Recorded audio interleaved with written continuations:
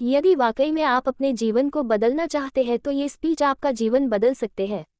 लेकिन तब जब आपको लगे आपके अंदर कुछ बदलने लायक है, सिर्फ तब जब आप उन चीज़ों को वाकई में बदलोगे जिन्हें बदलने के बारे में आप महीनों सालों से सोच रहे हैं। सिर्फ तब जब नए साल के आने का इंतजार नहीं करोगे, उस चीज़ को आज से ही बदल डालोगे। आप हर दिन इंतजार करते हैं ना कि कोई आएगा और आपके ऊपर जादू की छड़ी चलाएगा और आपका पूरा का पूरा जीवन बदल जाएगा। क्या वाकई में आपको लगता है कि ऐसा होगा, या सिर्फ बहानों के तले अपने जीवन को दबाए चले जा रहे हो? पहले लेट उठने का बहाना बनाया, उसके बाद बहाना बनाया पढ़ाई ना करने का, और उसके बाद अब कह रहे हो कि यदि आपकी कोई मदद कर देता तो आप कहीं और होते। याद रखना, मूर्खों की लिस्ट में सिर्फ और सिर्फ समस्याएं होती है और समझदार की लिस्ट में उन समस्याओं का समाधान। आपको सिर्फ ये क्यों लगता है कि सिर्फ आपके जीवन में ही समस्या चल रही है, बाकी किसी और के जीवन में कोई समस्या ही नहीं है? अरे थोड़ा बाहर निकलकर तो देखिए उन लोगों को जिनके पास सोने के लिए घर नहीं है, वो रोड पर सो रहे हैं। उनके पास ओढ़ने के लिए कंबल नहीं है, ठंड में ठिठुर रहे हैं। अरे उन लोगों को देखिए जिनके पास पैर ही नहीं है, आंखें नहीं है, हाथ नहीं है। ईश्वर ने आपको तो सब कुछ दिया है, लेकिन उसके बाद भी अभी तक आप सिर्फ सोचते ही चले जा रहे हैं। बॉडी सबको अच्छी चाहिए, लेकिन जिम कोई नहीं जाना चाहता क्योंकि उसमें तकलीफ होती है ना, और आपको सिर्फ उस तकलीफ से ही तकलीफ है। आप बिना किसी तकलीफ के अपने जीवन में आगे बढ़ना चाहते हैं।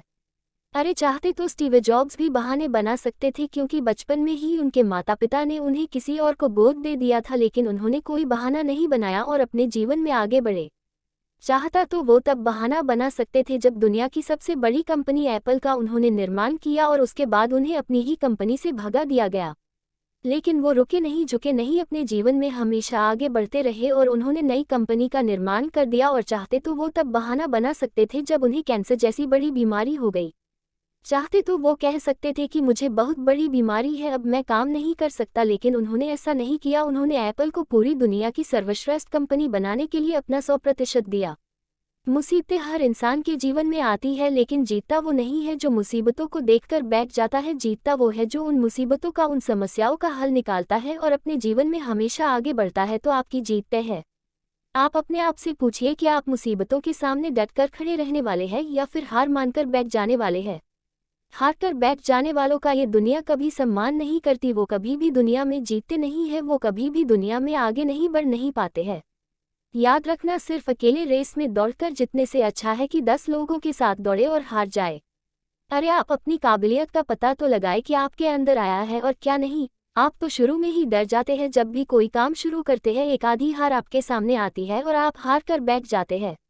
आप अपने आप से प्रश्न क्यों नहीं करते हैं कि आपको आपके जीवन से चाहिए क्या? यदि सिर्फ सोचने से बच्चा पैदा होता तो इस दुनिया हर एक व्यक्ति सफल होता, हर एक व्यक्ति अमीर होता, उसके पास हर वो चीज़ होती जो वो चाहता है, लेकिन वाकई में ऐसा नहीं होता है। जीवन का असली सच तो यही है कि आपको हर चीज़ पाने के लिए कर्म करना ही पड़ेगा, उसके बाद सब्र रखना ही पड़ेगा। कई बार आप गिरोगे, हारोगे, लोग बुरा भला कहेंगे। कभी आपका मन उस काम को करने के लिए करेगा, कभी नहीं करेगा। लेकिन इस जीवन की रेस में वही आगे बढ़ेगा जो हर मुसीबत का डटकर सामना करेगा और अपने जीवन में सिर्फ आगे बढ़ता रहेगा।